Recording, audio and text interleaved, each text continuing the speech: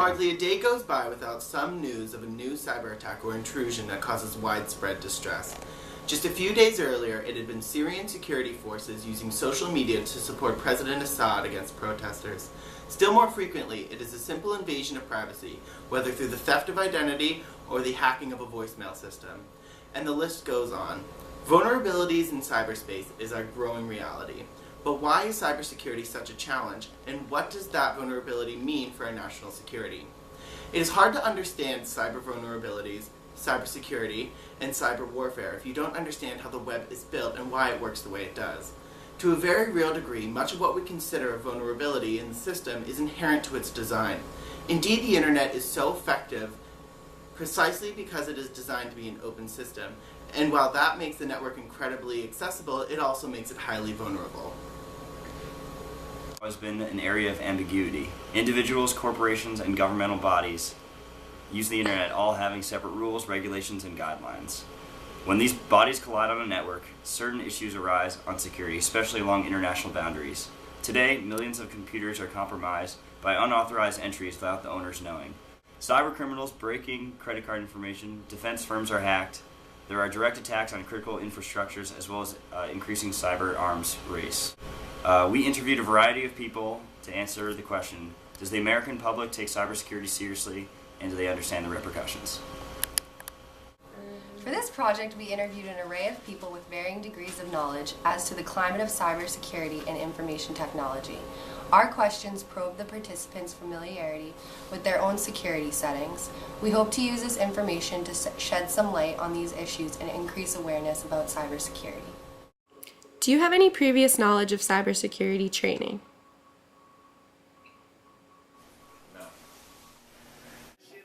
I actually do not, but I would love to learn about it. I know it's on the internet. I don't use the internet much. I don't have computers, so therefore I don't log on, if you would say. But I think it's a good connection to the world, and I think you can actually have a lot of interpersonal relations with the cybernet. Therefore, I would like to conclude that the cybernet is very useful, but I don't think it's necessary because I think it kind of creates false connections. No, I guess self-trained knowledge more than anything. You know, just keeping up to date with what I think is important to know. No. Yep, I'm gonna go with no too for that one. Previous knowledge, I only have the knowledge that I've learned actually on the internet about how to be careful with your settings and what you save and who you email and what you accept. Pat. That's my training. I probably don't know. I do not count as your training. No training. No. Cybersecurity training? Maybe a little. Cybersecurity is a big part of what IT does and is a good chunk of the computer science field. I do have a certain amount of training, but most of it is just what I've learned on my own. What measures do you personally take to protect yourself on the internet? I got rid of my Facebook. Okay. I do that a lot. Privacy settings, like only letting friends look at my stuff. I look to see if it's like PayPal supported or something like that, and the general layout of the website, and then I click go for it. I use a single password for every account, and I have it for everything. On the internet, I would say that I have a password for my Facebook and everything, but that's really the only thing. Actually, I might have a private Facebook as well, so I have to like approve my friends before they can see my stuff, but I think that's really it. That's not for all my social networking, just Facebook. Honestly, I feel like that's a better question to ask people who are trying to be friends with me than me, because I have absolutely no idea. Like I don't even know, like that's what's crazy about it. I have internet security software. Obviously Windows Firewall is usually always on, as recommended. I don't pay for any internet security. I use what Microsoft gives me. I have Facebook. I I made it so that if there was a public search on me, I can't be found. If you're not my friend on Facebook, which you should be, no. If you're not my friend on Facebook, you can't see anything, any of my pictures, any of my information, anything on my wall posts. So I think I went on like a step-by-step process, like what the Army tells its soldiers to do, some crazy thing, so no one can find me or dig up any dirt on me. I try to make sure that I only, like with banking and things like that, I'm very careful about logging on, logging off, and only using secure websites, HTTPS websites, and changing passwords and things like that. I don't really use Facebook at all, and so I'm aware of that, and I just avoid those sites. I know that a lot of people aren't aware that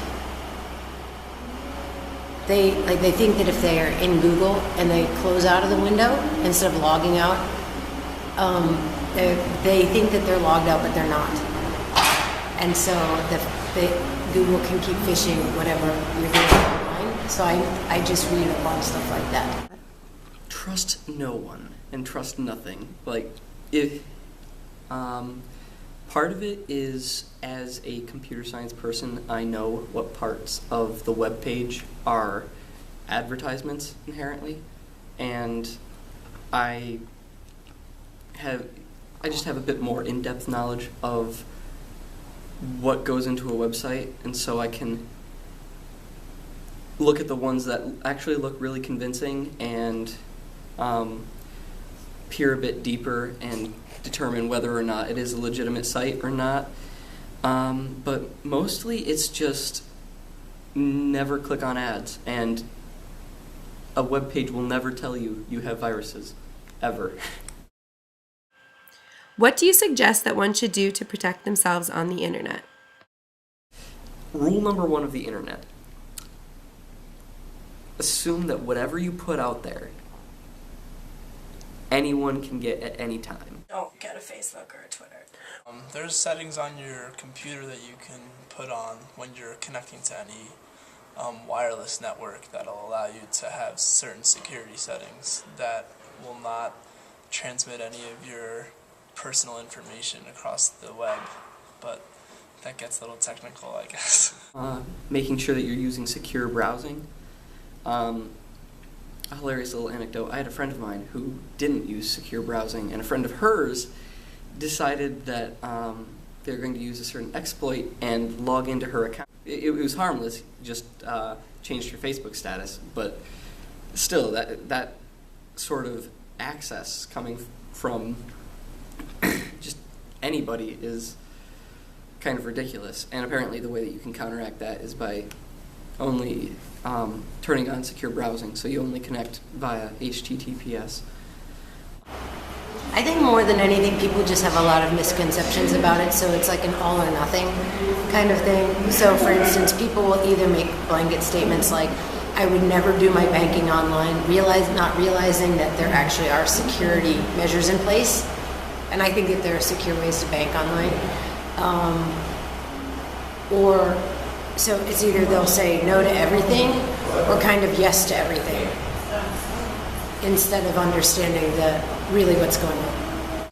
It's somewhat about the passwords. Passwords, best case scenario, they should be unique to each website, each account you have, but we all know that's never going to happen. Passwords, like, you should try and have at least a capital letter, a lowercase letter, maybe a number in there somewhere. But it boils down to the password. If you don't have a secure password, if you use your password everywhere, or if just that password gets leaked, somebody can track down your account. The way that passwords work is they don't actually know what your password is. When you type in your password, it's sent through a one-way cipher, meaning that whatever you put in, you can't just undo that. So it goes from a word through the cipher to ciphertext. And it's not possible to take that ciphertext and put it through something and get the word. That's what a one-way cipher is. And so what PayPal and most places store this ciphertext. And so what happens when you log in, they run whatever you type in through that, compare the two ciphertexts, and if they're the same, then you log in. So this means that when places get hacked, worst case scenario, they have your name and the cipher. You always run the risk when you're on a public network that somebody's going to be sniffing at every single thing that goes through there. And while that's a possibility, I wouldn't say it's particularly likely.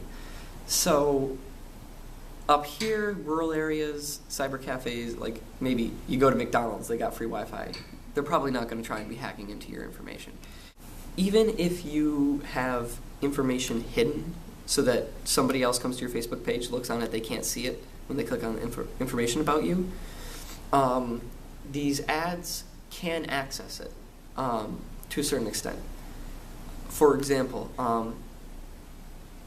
as a prank, one of my friends changed my sexual orientation on Facebook.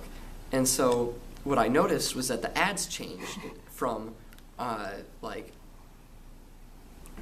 particularly the dating ads to which gender it was advertising for me. And now that was hidden. I think everyone should approach their social networking with extreme caution at all times. As much as people want to be free and not care about what they're doing with their Facebook or their Twitter or anything, everything is being recorded and it's being stored on the internet, and it's a giant experiment.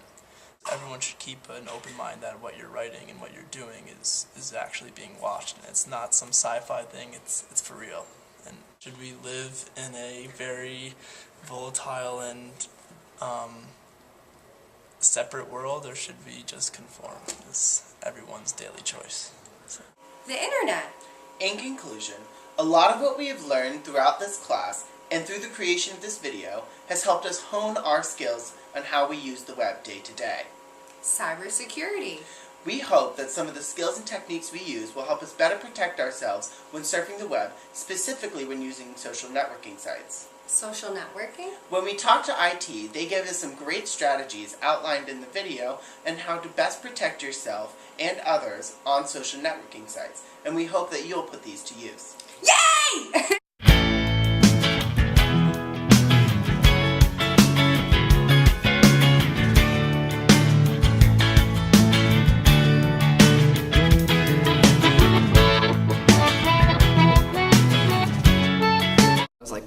Facebook is stupid. I didn't even have a MySpace. That's what we're saying. Wow. Wow. No. Like McDonald's hacked. McDonald's hacked. Great point. Also, snowballing off of that, fashion bug. Guaranteed. What measures do you take to protect yourself on the internet? Well, I always wear a condom. Shut up! Pass! Pass! I actually don't even have a computer. I go to the library for my shit. So, yeah, I mean, that's it. I like porn.